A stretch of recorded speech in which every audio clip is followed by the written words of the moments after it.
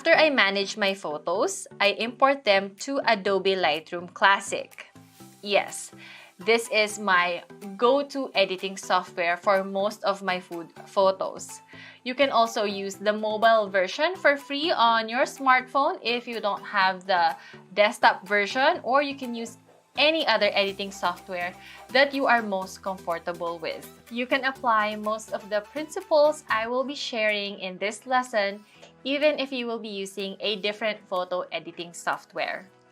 I chose Lightroom because for me, it is user-friendly and it provides me with all the functions and features I need to enhance and properly export my food photos. To import your photos on Lightroom, so first is dragging and dropping. So you saw the folders earlier, I grouped the photos into kinds. So let's say I want to import the snacks, just the snacks folder.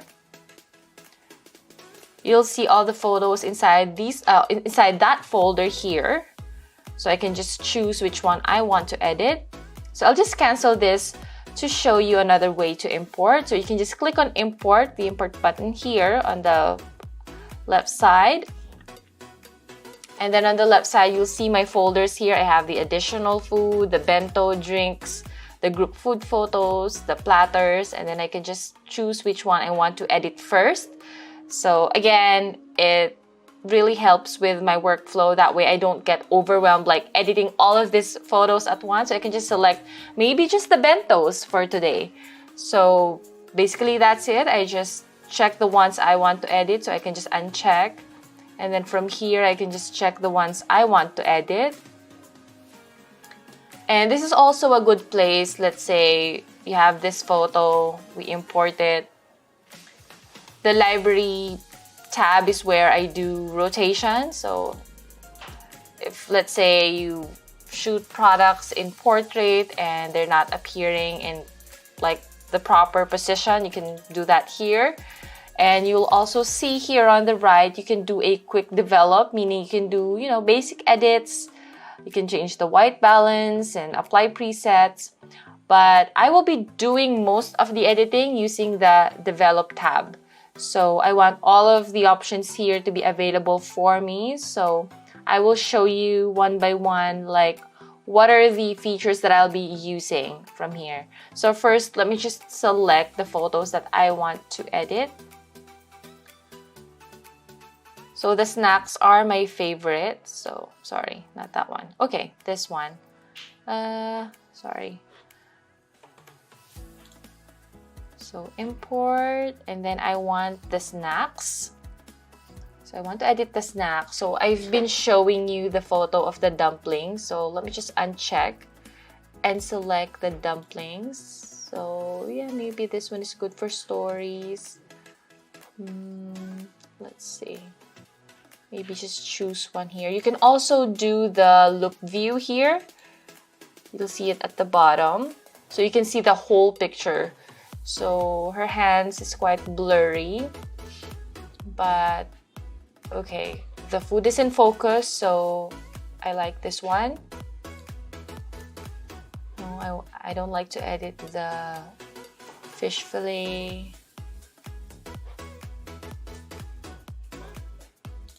Okay. Yes, for the jumbo chicken. This one I want to edit. Yes, this one too.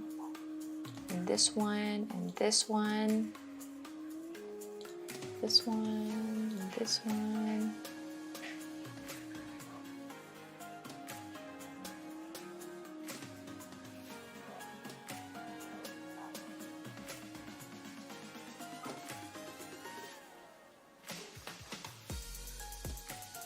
Okay, this one, just to show you the different backgrounds, because we have the yellow background of the jumbo chicken and the wood background or the neutral background. So, just making sure we have enough photos to edit so I can show you. All right, I think that's done. And then I just click on import. So now I have these photos. You can even do rankings here. You can rank it to like your most favorite photo to your least favorite. Let's say I wanted to edit this photo first. I can just click on 5 on my keyboard and set the rating to 5. So later on when I do the filters and I just click on the rated, then this photo will appear, and when I click on develop, this is the only photo that I have. But then if I turn off the rating or if I turn off the filter, then I will see all of the photos here. So you can do that if you just want to edit a couple of photos and you want to edit your favorite photos first. So you can do ratings, you can even do color labels, setting flag, all of that. All right, so we now have this photo. So the first thing that I do when editing food photos is to correct the crop.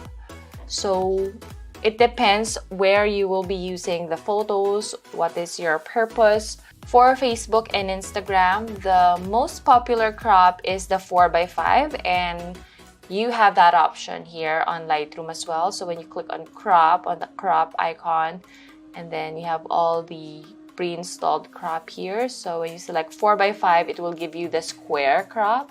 But for this photo, it doesn't look very appealing. So I'll just stay with the original crop, but just showing you that you can do that here, and that's the first thing I do. So I'm happy with how this photo is cropped. So maybe I'll just straighten it out just a little bit. All right. And then the next thing is to correct the exposure. So for me, this photo is well exposed, but you can add like just a little bit here. So don't go crazy with the sliders, because when you do that, it will look funny and all of that. So I just, do like very basic and subtle edits just to make it pop and make it look 3D, make it more inviting and appealing. So just add a little bit of contrast. Another thing is the white balance. I did not dig deep on white balance during the camera settings because you can actually edit that here on Lightroom, or you can do that in post-processing. But of course, you want to take great photos straight out of camera. But just sharing with you that in my case, especially this is a fast-paced photo shoot, so I wasn't able to, set my auto balance or white balance manually. So it's just in auto, and if I need to correct it, I can do that here in the editing room. So you can see the before and after, just changing the white balance. So the colors here looks correct. So moving on, so I've added exposure, I adjusted the white balance. So next thing I do is decrease the highlights. So you'll see here on the right, I do that to give me back those details. As you can see, when you adjust the highlights, it gives you more details of the food. So I do that a lot. So I also do that with the shadows, but instead I bump it up a little bit, just 30 maybe.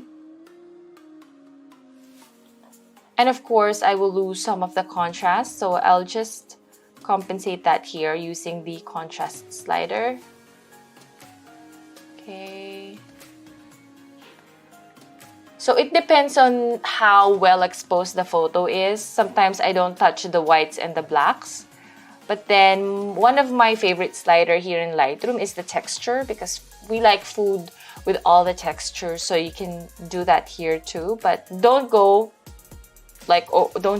crazy with this slider, because it won't look real and it will look funny. So just maybe just a bit, just to show us those details.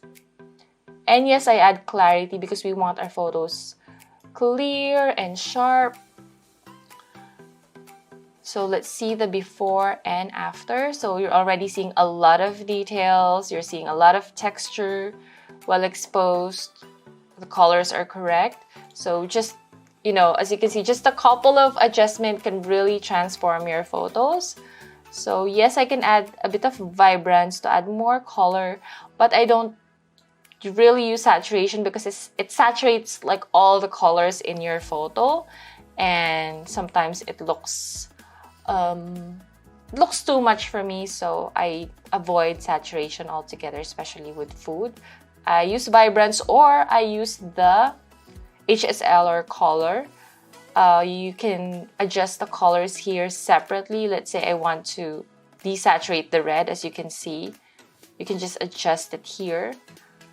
Let's say I want to tone it down just a little bit, maybe 10. And then the yellow as well, just a little bit. And then if you want to adjust the browns in your photo, you can do that using the orange slider. So maybe just... Actually, I'll leave the orange as it is.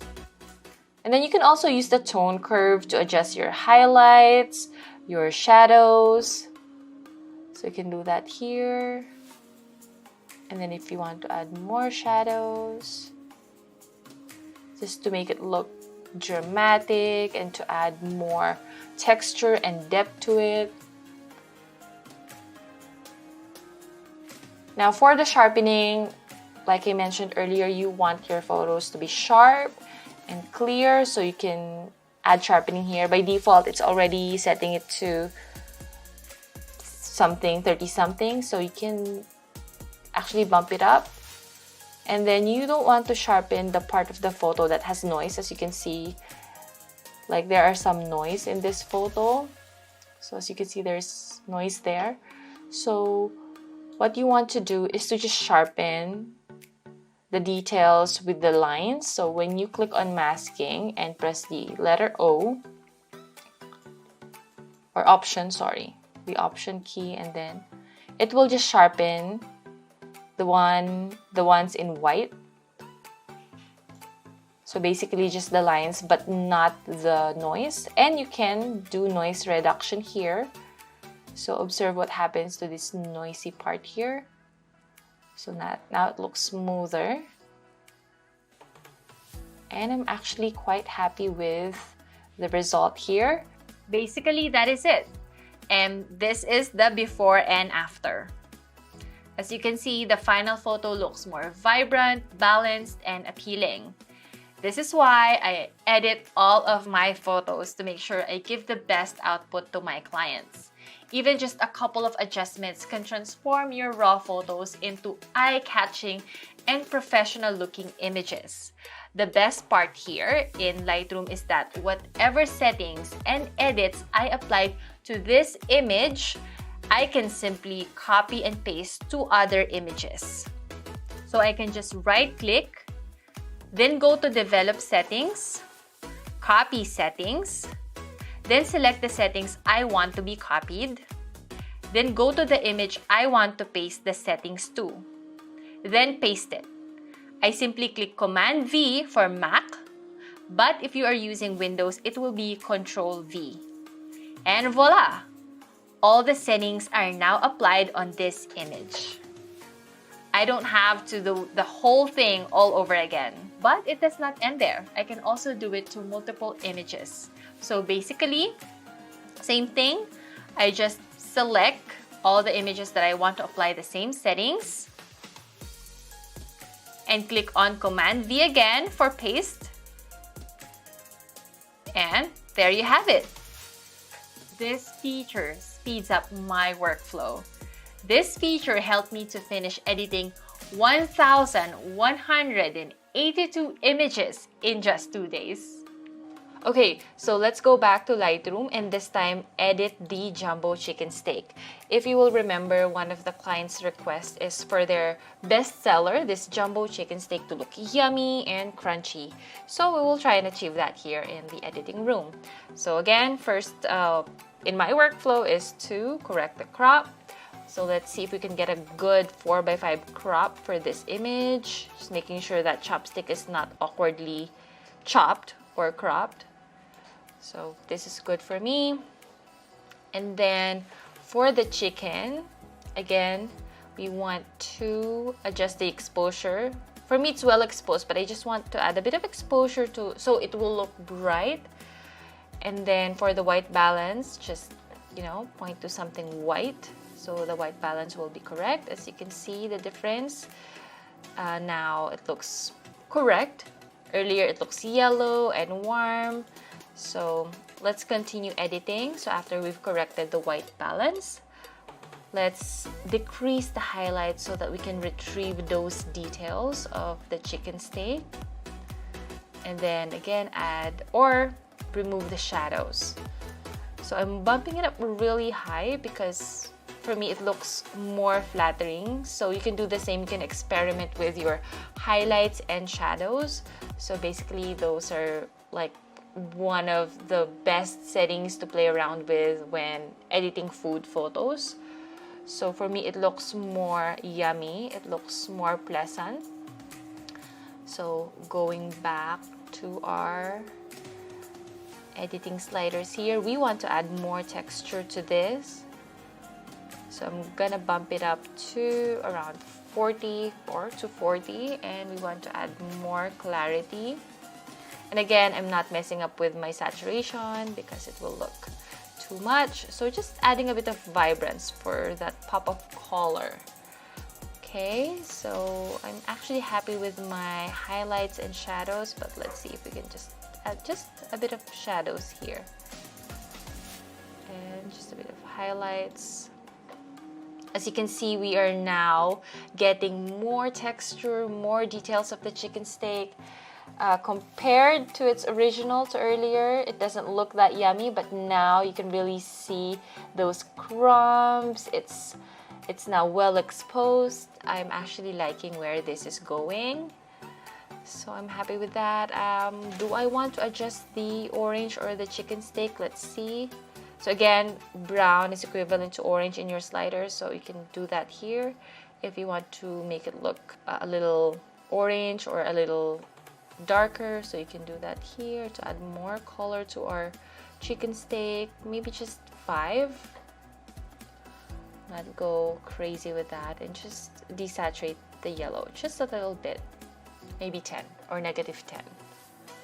I won't be doing the split toning. And for the sharpening, yes, let's do that.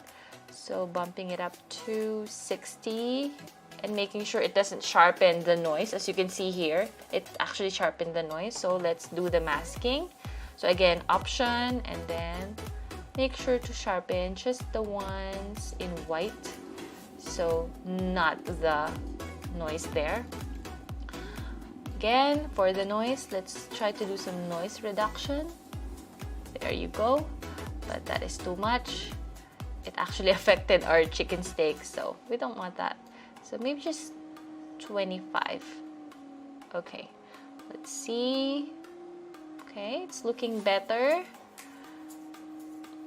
And I don't mess up with these settings right here because my lens is not being detected, so that's good. And I'm happy, except I'm seeing smudges here on the left side. So there's a cool feature here in Lightroom wherein you can actually remove smudges like this using this heel or clone brush. So you just click this brush and then you just select the one that you want to remove or fix, and then you point to something that you want to kind of imitate or clone, and that's good. I like that. See, that's gone, and I have some here, so I'll just fix it. I have some here. Okay, and here's the before and after. Let's see if there are other smudges that we can remove. Okay, let's remove. I can see just a little bit of wrinkle here. Okay, and some here. You can actually do this like when you're editing like portraits, if your clients want to remove, you know, blemishes. If you're doing portrait photography, you can definitely apply this to like different types of photos. You know, if you want to remove imperfections and things that you don't want in a photo, this is a really cool tool to do that. And here is our before and after. And I think we were able to achieve that crunchy and yummy look for our jumbo chicken steak. And again, whatever changes I made here, as long as I applied to the same setup or the same photo with the same lighting condition and same lighting setup, I can get the same result. So just copy all the white balance, all of that, and then I just select all of these ones, the one in yellow background, then paste it, and as you can see, it pasted the settings for those 6 images. And let's see the before and after. Perfect. Oh, in here it looks overexposed, so we can definitely adjust that. We can adjust it manually for each photo. And then that's it. Now, if you will notice, I did not apply the settings here because this is a totally different background, so it may not be as effective. As you can see, it's a bit blue, but then maybe we can just adjust the white balance. So let's see. Okay, that looks good. You can do that here too, and then just adjust the white balance to match this scene. And that is it. In the next lesson, I will share with you exporting tips in case your client will use the photo for different purposes. See ya!